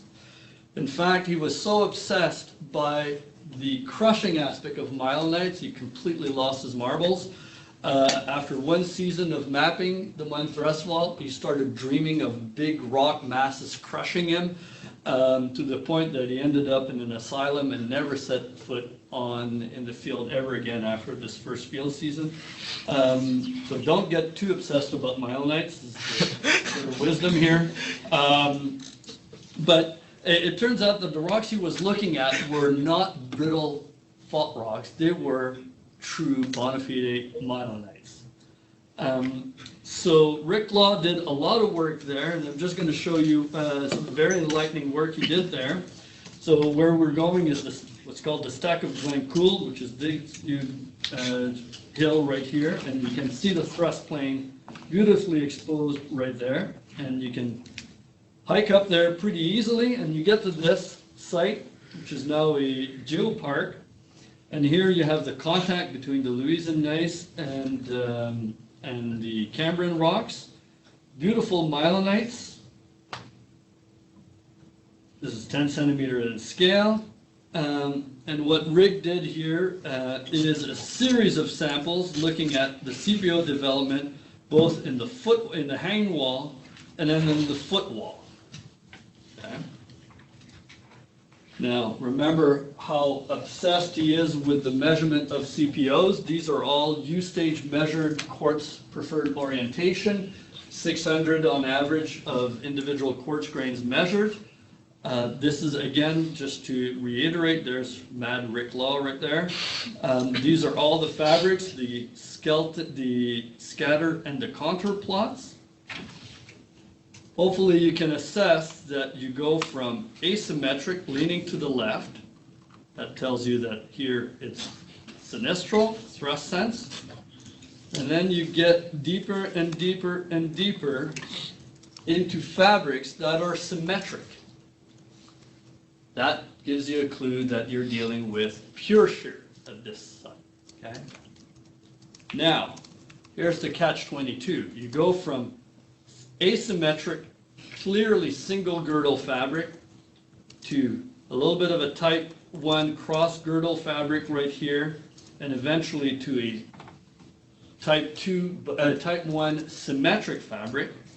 All of this transition, here's the scale now. That's the thrust surface. You'd expect simple shear. 70 refers to 70 centimeters below this massive shear zone. This is about this much. Underneath the shear zone, you have at 70 centimeters below the shear zone, no evidence for simple shear deformation. A tremendous amount of partitioning from simple shear to pure shear, even though you're within a meter of the shear zone in itself. Okay? And this is just to emphasize how significant strain partitioning can happen at the scale, and this is a crustal scale shear zone with hundreds of kilometers, I believe it's 120 kilometers of displacement in a ductile shear zone, and within a meter you go from simple shear to pure shear, the pure shear being created by the overriding thrust sheet that probably just, as strain progressed and terminated, still underwent pure shear and produced a symmetric fabric at depth. The last example I want to show you is another dramatic case of strain partitioning. This is in a single thin section. Okay, this is work done by Renault, actually. Now this thin section here, this is the entire thin section that you're seeing. There's a domain here that's very quartz-rich, but also very fine grained. If you're doing the CPOs using the fabric analyzer in the B area, you get a beautiful single girdle leaning to the left. I'm just putting the foliation here. There's the foliation. There's the foliation here. This gives you an indication that this zone here is undergoing sinistral shear, prism A slip, basal A slip. Fabric A now, this is prism A. And what about this? What is that? Prism C. Prism C.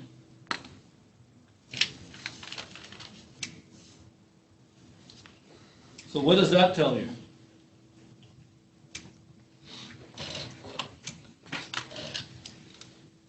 One area of the thin section has prism C and prism A. The other area has prism A and basal A. What does prism C usually indicate? Higher temperatures. Higher temperature. Does this make sense? Would you expect this zone right here to be much higher temperature than this zone right here? You're within the same thin section. This does not make sense. Okay? Which means something else must have facilitated the activation of prism C in this sample. And this is just to reiterate that temperature is only one of several controls of the type of, what controls the development of slip systems. In this case here, you notice that this zone here is slightly darker. This is very relative. Slightly darker, meaning perhaps finer grain than than this part right here. So there might be a grain size difference here that is just at the threshold for activation of prism C.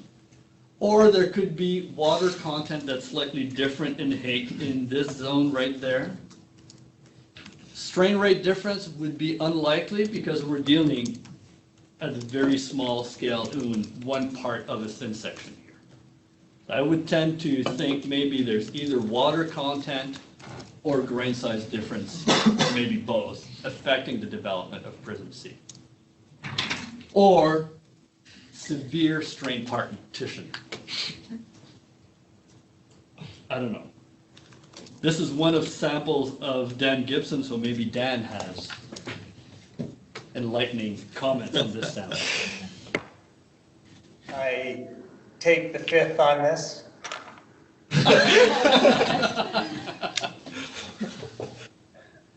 We're waiting for enlightening comments, Dan. We'll have to wait. Well, as you know, Vince wasn't very good at organizing his samples, so I had to get a new thin section cut for this, and I actually just got it on Friday. So I'll be taking a close look. Okay, well, for anyone interested, we might be looking for a student to work on this particular problem in greater detail. That's an advertisement, by the way. Okay, so in summary, I'm just going to finish with this slide right here. CPOs, yes, it is somewhat complicated, but hopefully we've managed to make it a little bit simpler, just to show you that we can use these, we can measure these fairly easily now. We can interpret those fabrics now using the different slip systems. There are general rules of how to interpret these fabrics in terms of symmetry, in terms of slip system, how they're controlled by temperature, strain rate, fluid content, and so forth. Of course, you do need quartz content in your rocks. Ideally, monomineralic quartzites is really, really good. If your quartz sample has a lot of micas, you will not record very nice CPO fabrics. You need strong evidence for dynamic recrystallization. Static annealing will tend to mess up your fabric and even destroy it.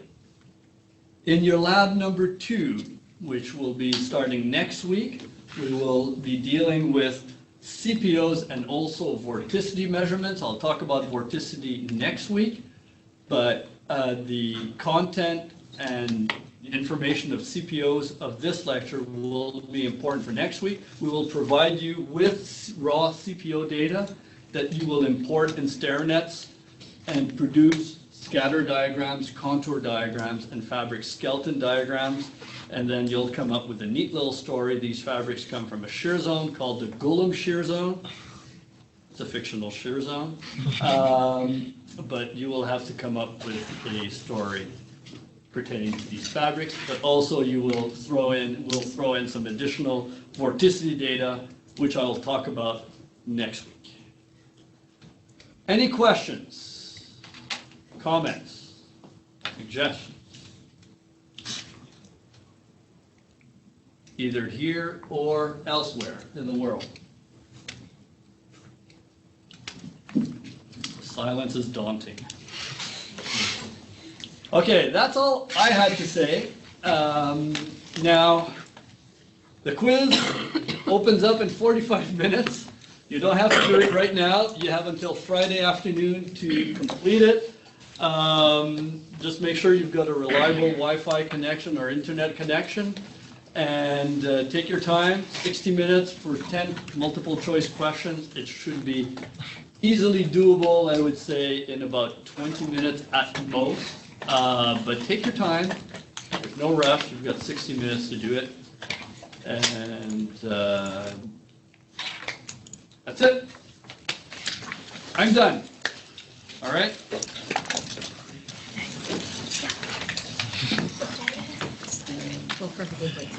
Sorry?